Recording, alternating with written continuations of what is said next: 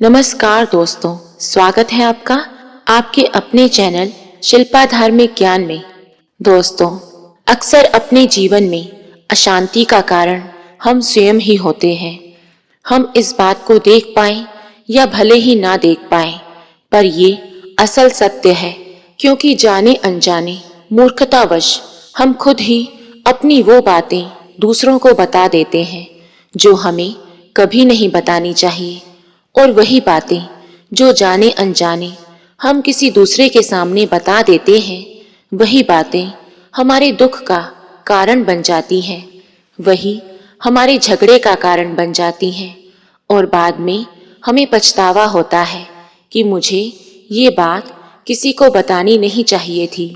मेरी ही गलती हुई कि मैंने जाने अनजाने ये बात सभी को बता दी। इसलिए आज की जो कहानी हम आपको सुनाने जा रहे हैं, उसे सुनने के बाद आपको ऐसी बातें पता चलेंगी जो आपको कभी किसी को नहीं बतानी चाहिए। ये वो बातें हैं जो आपको किसी को नहीं बतानी चाहिए। क्यों नहीं बतानी चाहिए, इसके पीछे का कारण भी हम आपको बताएंगे।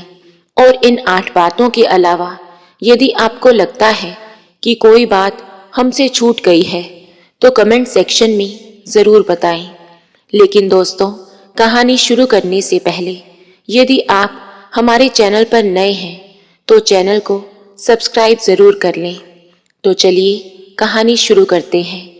एक समय की बात है, एक नगर में सोनू नाम का एक युवक रहता था। वो युवक बहुत गरीब था। उसके पास पैसा नहीं था। 2 वक्त की दाल रोटी भी बड़ी मुश्किल से उसे नसीब होती थी। काम की तलाश में दिन रात खोज करने पर भी उसे कोई काम नहीं मिल रहा था। फिर एक दिन उसने अपनी पत्नी के सामने अपनी सारी समस्या बताई। उसने अपनी पत्नी से कहा कि मैं जिस जगह भी काम मांगने के लिए जाता हूँ, तो हर कोई मुझे ये कहकर काम नहीं देता कि हमारे यहाँ ज़रूरत नहीं है। मैं काम की तलाश करके थक चुका हूँ। मुझे समझ नहीं आता कि मैं तुम लोगों का पेट कैसे भरूंगा, अपने बच्चों को कैसे पालूंगा, और यही चिंता मुझे दिन रात खाए जा रही है। ये सुनकर उसकी पत्नी ने कुछ सोच कर कहा कि तुम एक आदमी के पास एक बार ही काम मांगने के लिए जाते हो, और जब वो काम नहीं देता तो तुम दूसरी बार उसके पास जाते तक नहीं। अगर तुम्हें उनसे काम लेना है तो तुम्हें उनसे हमदर्दी हासिल करनी होगी, अपनी गरीबी के बारे में बताना होगा, ताकि वो लोग तुम्हारी मजबूरी समझकर तुम्हें काम पर रखें।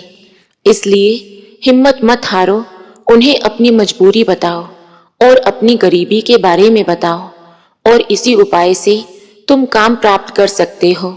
अब ये बात सोनू के दिमाग में बैठ गई, और अगले दिन काम मांगने के लिए वो उसी सेठ के पास जा पहुंचा जहां पर वह 2 दिन पहले काम मांगने के लिए गया था। लेकिन इस बार उसने हाथ जोड़कर उस सेठ से प्रार्थना की कि सेठ जी, मैं बहुत गरीब हूँ और मुझे काम की आवश्यकता है। आप जो कुछ भी मुझे देंगे उसमें मैं संतुष्ट हो जाऊंगा, लेकिन कृपा करके मुझे अपने पास काम पर रख लें। उसकी ये हालत देखकर उस सेठ ने उसे अपने यहाँ काम पर रख लिया। वो रोज वहां पर काम पर जाने लगा। अंदर ही अंदर वो खुश था कि उसे काम तो मिला, लेकिन उसे वेतन दूसरे लोगों से कम मिलता था। वही काम जो दूसरे लोग कर रहे थे, उन्हें ज्यादा वेतन मिल रहा था और उसे कम वेतन मिल रहा था। जब इस बारे में उसने अपने सेठ से कहा, तो सेठ ने कहा कि देखो भाई, तुम्हें काम की जरूरत थी, मैंने तुम्हें काम दिया। अब मेरा धन्यवाद करने की बजाय तुम मुझसे शिकायत कर रहे हो। ये कैसी भलमनसाहत है। ये सुनकर सोनू वहीं चुप हो गया। बात तो सेठ की भी ठीक थी, क्योंकि सेठ ने तो उसे उसकी मजबूरी के हिसाब से ही काम दिया था, और इसलिए वो उसे अपने अनुसार ही वेतन देता था। लेकिन धीरे धीरे उसने ये बात अपने सगे संबंधियों और अपने दोस्तों को भी बतानी शुरू कर दी कि उसका सेठ कैसा आदमी है और उसे कितना वेतन देता है। समय बीतता रहा और सोनू पूरी लगन के साथ अपना काम करता रहा। लेकिन अब परिस्थितियां बदलने लगी थी। सेठ अब सोनू से दूसरे लोगों से ज्यादा काम लेता था और उनसे कम वेतन देता था। ये बात सोनू के मन को बहुत खलती थी। वो दूसरों से ज्यादा मेहनत कर रहा है और उनसे कम वेतन पा रहा है। इससे उसके आत्मसम्मान को बहुत गहरी चोट पहुंची। अब धीरे धीरे उसका मन अपने काम से हटने लगा। ये एक साधारण सी बात है कि ऐसी जगह किसका मन लगेगा जहां आदमी को अपने आत्मसम्मान के साथ समझौता करना पड़े। इसलिए जल्द ही उसने अपना काम छोड़ दिया और घर पर आकर खाली बैठ गया। अब उसके पास घर का खर्च चलाने के लिए भी पैसे नहीं बचे थे। इसलिए उसने अपने सगे संबंधियों और अपने दोस्तों से सहायता मांगनी शुरू की। लेकिन उसके दोस्त उसके सामने तो उसे दया का पात्र समझते थे, उसे दिलासा देते थे, लेकिन पीछे से उसका मजाक उड़ाते थे। वो कहते कि कितना बेवकूफ है, सेठ ने इतना काम लिया और इसे पैसे भी नहीं दिए। अब इसके पास पैसे तो है नहीं, और अगर हम इसे पैसे दे दें तो कल ये हमारा पैसा भी वापस कर भी पाएगा या नहीं। इसकी ऐसी हालत है कि काम तो इसके पास कुछ नहीं है, पैसा कहाँ से ला कर देगा। अब इसी वजह से सोनू की हालत दिन ब दिन खराब होती जा रही थी। अब वो दिन रात तनाव में रहने लगा था।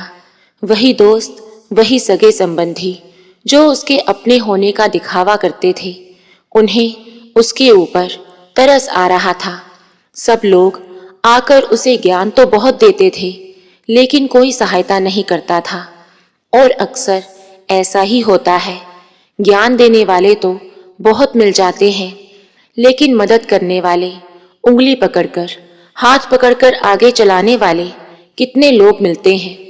एक दिन उसे पता चला कि पड़ोस के गांव में एक महात्मा आए हुए हैं जो बहुत ही ज्ञानी है। सोनू इतना तनाव में था कि उसे कोई रास्ता नजर नहीं आ रहा था। इसलिए जाने अनजाने वो उन महात्मा के पास पहुंच गया। वहां पहुंचकर सीधे उनके पैरों में गिर गया और रोने लगा। रोते रोते उसने अपनी सारी परिस्थिति बता दी। उसने बताया कि किस तरह उसके सेठ ने उसका फायदा उठाया और उसके सगे संबंधी उसके साथ कैसा व्यवहार करते हैं। उसकी सारी बातें सुनकर महात्मा ने उसे चुप कराते हुए कहा कि ये सारी समस्याएं तुम्हारी बुद्धिहीनता, तुम्हारी मूर्खता के कारण उत्पन्न हुई हैं। अगर तुम्हारे अंदर विवेक होता तो इनमें से एक भी समस्या तुम्हें दुखी ना कर पाती, लेकिन तुमने अपनी मूर्खता के कारण खुद ही अपने रास्ते में कांटे बिछा दिए। आज मैं तुम्हें 8 बातें बता रहा हूँ जो भूल कर भी किसी को मत बताना, और इन बातों का अनुसरण करते हुए तुम बाहरी दुनिया के लोगों के कारण होने वाले दुखों को दूर कर सकते हो। पहली बात जो किसी को नहीं बतानी चाहिए वो है अपनी मजबूरी। अपनी मजबूरी का दिखावा करके दूसरों का दया पात्र बनने, उनकी सहायता लेने की गलती कभी मत करना। हो सकता है आज वो तुम्हारी मजबूरी देखकर तुम्हारी सहायता कर दे, लेकिन कल वो तुम्हारा फायदा उठाने से भी नहीं चूकेंगे। अगर फायदा भी नहीं उठाया तो दूसरों के सामने तुम्हारा मजाक बनाने में वो आदमी कभी नहीं चूकेगा। इसलिए कभी भी अपनी मजबूरी का दिखावा मत करो।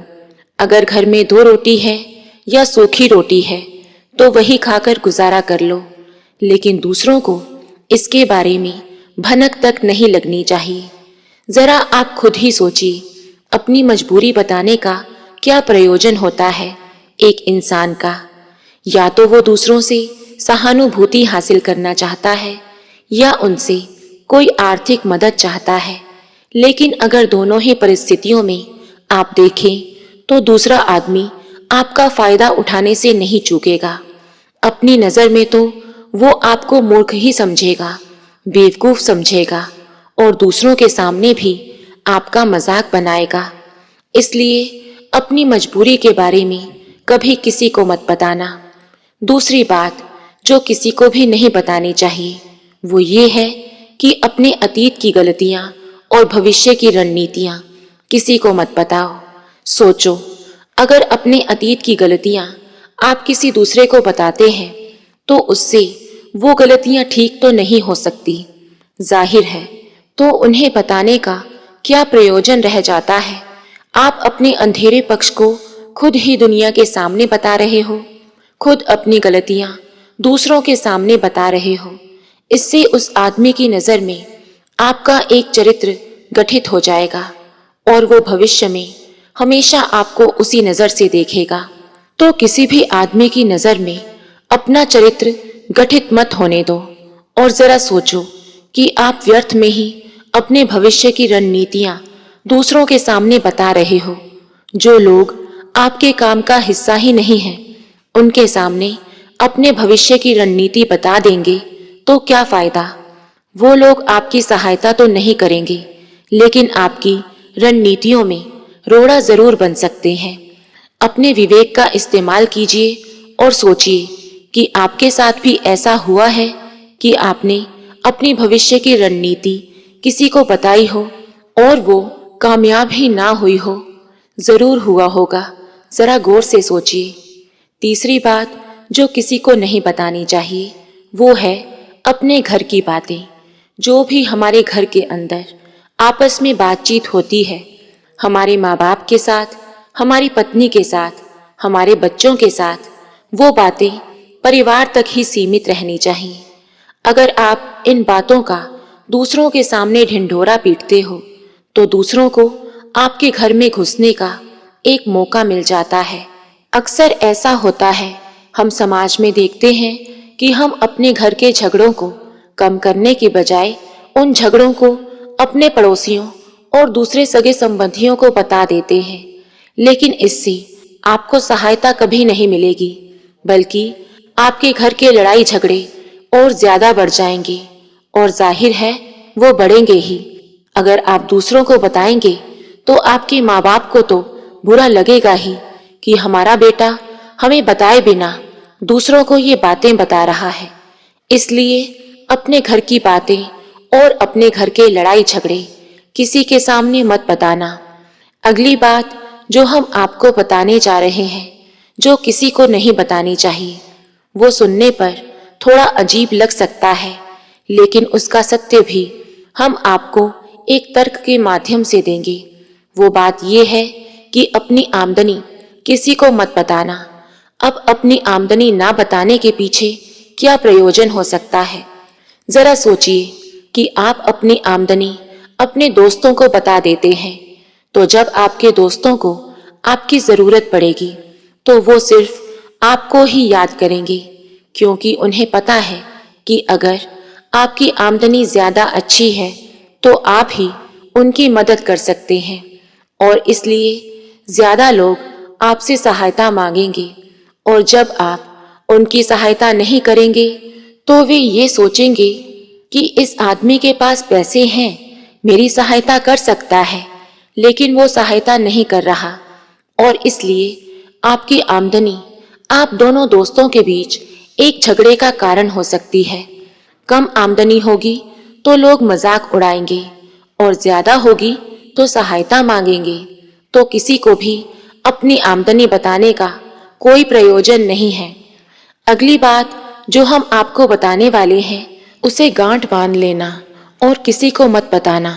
वो बात ये है कि यदि सार्वजनिक रूप से या व्यक्तिगत रूप से आपका किसी ने अपमान किया है तो उसका जमकर प्रतिकार करें, लेकिन ये भी याद रखें कि यदि आप अपने अपमान को प्रचारित करेंगे तो फिर कई लोग आपका अपमान करने लगेंगे, क्योंकि लोगों को आपके साथ कभी सहानुभूति नहीं रहती। जो लोग किसी की सहानुभूति अर्जित करना चाहते हैं वही अपने अपमान के बारे में किसी से चर्चा करते हैं, और ये कि खुद के साथ हुई धोखाधड़ी भी हर किसी को नहीं बताते रहना चाहिए। जिसके पास इसका समाधान हो उसे ही बताएं, वरना आप हंसी का पात्र बनेंगे और सभी आपको उलाहना देंगे। अपनी कमजोरी और अपनी ताकत अक्सर इंसान को पता नहीं होती कि उसकी कमजोरी या उसकी ताकत क्या है, लेकिन अगर आपको अपनी कमजोरी और ताकत का पता है तो पहली बात तो आप बहुत ही बुद्धिमान आदमी हैं, और दूसरी बात ये कि आपको ये बातें किसी से साझा नहीं करनी, क्योंकि यदि आपकी कमजोरी दूसरों को पता चल गई तो लोग आपकी कमजोरी का फायदा उठाएंगे, और यदि आपकी ताकत पता चल गई तो वो उसकी ताकत का भी काट ढूंढ लेंगे। अपनी कमजोरी और अपनी ताकत अपनी पत्नी या पति को भी नहीं बतानी चाहिए, क्योंकि इसके बाद आपको घर में उनसे दब कर रहना पड़ेगा। अगली बात जो किसी को नहीं बतानी चाहिए वो है आपके मित्र और आपके शत्रु।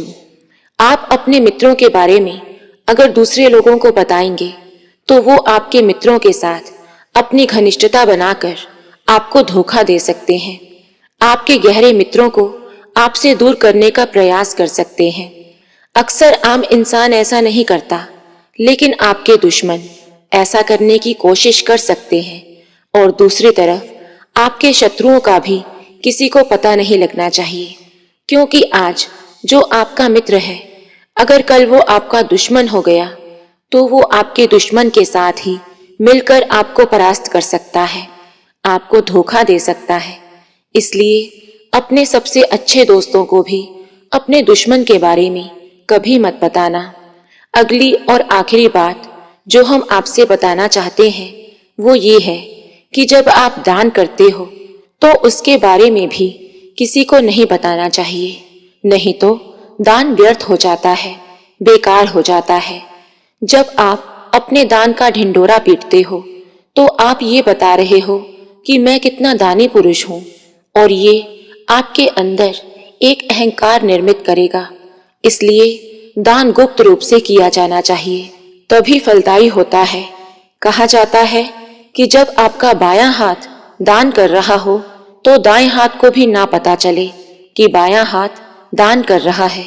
तो दोस्तों, ये बातें जो महात्मा ने सोनू को बताई, इनमें संसार के सभी सिद्धांत छिपे हुए हैं। इन बातों का अनुसरण करते हुए आप अपने घर में सुख शांति बनाकर रख सकते हैं और घर के झगड़ों को हमेशा के लिए दूर कर सकते हैं। तो दोस्तों, आशा करते हैं कि इस कहानी से आपने प्रेरणा ली होगी और आपको ये कहानी पसंद आई होगी। यदि पसंद आई हो तो वीडियो को लाइक और चैनल को सब्सक्राइब जरूर करें। जल्द ही मिलते हैं एक नई वीडियो के साथ। बहुत बहुत धन्यवाद।